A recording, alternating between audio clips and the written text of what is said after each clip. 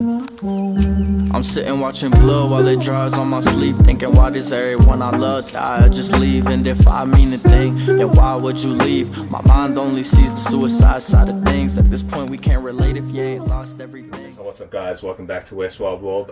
Today's going to be a bit different. My camera woman is sick, so she's not going to be filming, so it's going to be a fixed angle. But I redid my snouted cobra enclosure, and that's basically what I'm doing today. I'm just going to be redoing some enclosures, and I will put the before and after of this enclosure right now. I've been sinking soon as shipwreck. Really wish I was an airhead. Stay afloat with no care in the world. Life jacket on my bare chest. Sadly I can't be the guy that you dream about. Angry sailor, gotta go let the steam out. And I wish it was easy. Drowning in sea cause my baby keep leaving. Mad as can be at the way that it happened. I'm manning the ship but don't call me no. But yeah, I have to deal with my Chinese sharp nose and a few other snakes, but yeah, let's just get out the snouted cobras. Got all three in this block here. Get out the male first. Absolutely gorgeous, gorgeous animal. Sorry if the angles aren't as good as they used to be. Again, this is going to be just it's on a tripod, so I can't really see what's happening, but yeah, just going to get them back into their enclosure. Let's see if they like it. Yay, all new smells. Very good enrichment for them. There is a few live plants in here, but I try to not make this one bioactive because these cobras just literally destroy anything they touch. And you can go inside there. Females already climbing out here. So yeah, I have three snouted cobras, two bandits, and one normal female. They're absolutely gorgeous. They're absolutely stunning cobras. Their personalities are amazing. They are the second largest cobra in southern Africa, just behind that of the East African forest cobra. But look how beautiful and curious these animals are. Let's just get them in. And then old Dickus, hopefully she's not in a pissy mood today. I call her old Dickus because she's an absolute beast of a snouted cobra. She's about 1.9 meters and she's just as thick as anything. She's absolutely gorgeous, but obviously very old girl. Want to be somewhat careful with her. Let's just get her in there. These guys have a whole new enclosure to explore, but they just want to come straight back out. Okay, so next up is going to be my Chinese sharp-nosed vipers. They have destroyed the plants in their enclosures, so they also need a deep clean. So I'm just going to do that real quick.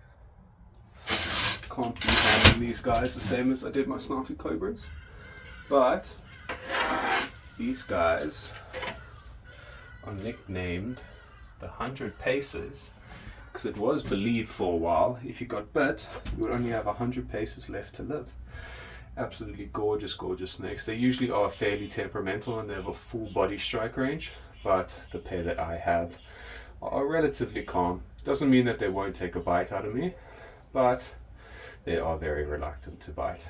Of course, pit vipers found in Southeast Asia, mainly China. Obviously Chinese sharp-nosed viper, and they're called the sharp-nosed because of that upturned rostral scale on the front of their mouth. Well, mouth, front of their head. I guess it's not a snout. But yeah, I have a pair of them in here. This guy is a little bit more touchy. I believe he is the male. He's actually a lot more beautiful in my opinion compared to that female. But they're both absolutely stunning, stunning animals. Growing like little weeds. They have gone off food because it is very cold here, and we have load shedding, which is basically just no electricity, but they still are stunning animals. So the Chinese sharp nose enclosure. I'm just going to get them out. Absolutely stunning, stunning snakes they are. This one is a lot more dull than the presumed male, but her temperament is way, way better than the male in my opinion. She has struck at me once or twice, but I mean, almost no defensive behavior from her. Just super, super cool. Especially with snakes that are renowned for being temperamental. Absolutely gorgeous. I'll show you guys the enclosure now, just as soon as I get out the male. Oh, he is a bit touchy. So as I was saying, he's trying to musk on me. So musk is a mixture of pee and poo that snakes use to ward off their prey, because obviously no one wants to eat anything with poo on it. But before he strikes it, tries to take the bite out of me, let's just get him in this new enclosure. Gorgeous animals. But here is the finished enclosure. Got some live plants in there, leaf litter for the substrate, obviously soil. But yeah, hopefully they enjoy. Okay, so next up I'm going to be taking out my Bothrops.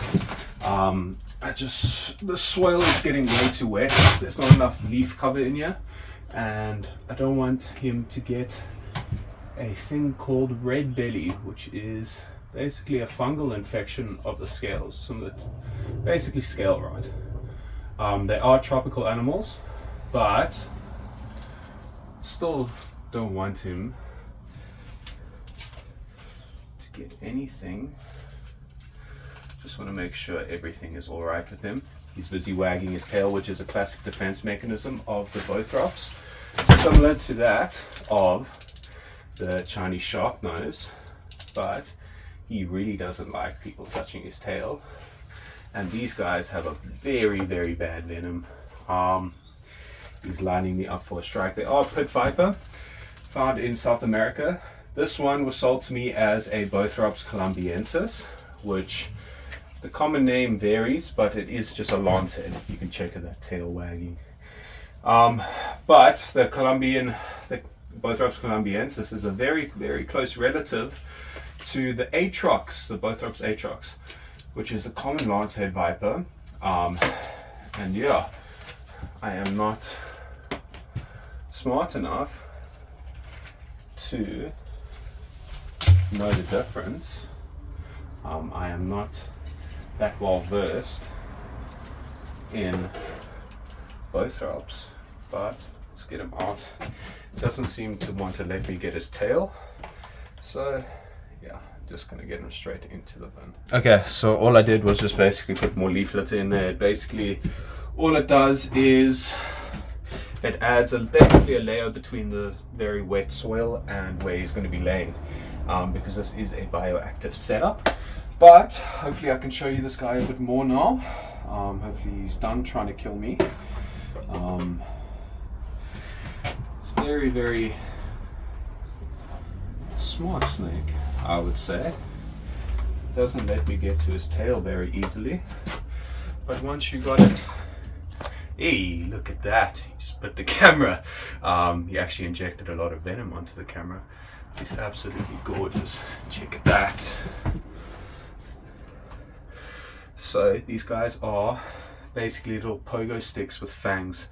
They have a full body strike range, and they are a pit viper, so their strikes are deadly, deadly accurate. And he just wants to come and bite me instead of going back into his home. But he's a gorgeous animal. You can check that tail going.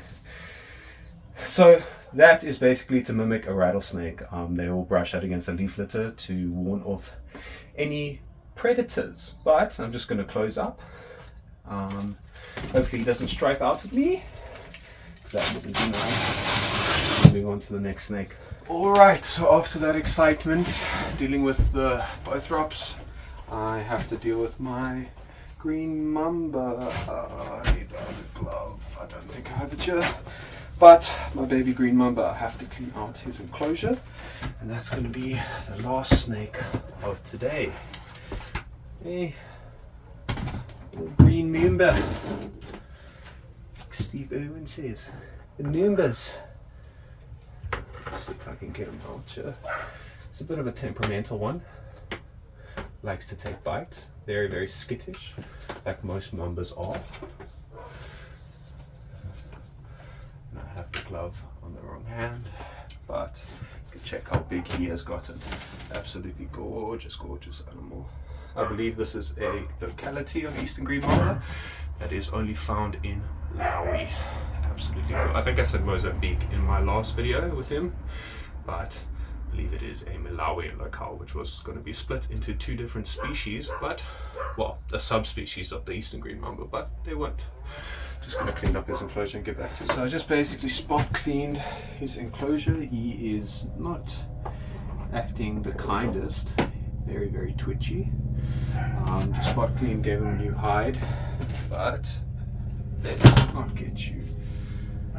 So, he has grown exponentially. He was a little worm when I first got him. He was a hatchling. Absolutely gorgeous, gorgeous green mamba. Potent neurotoxic venom.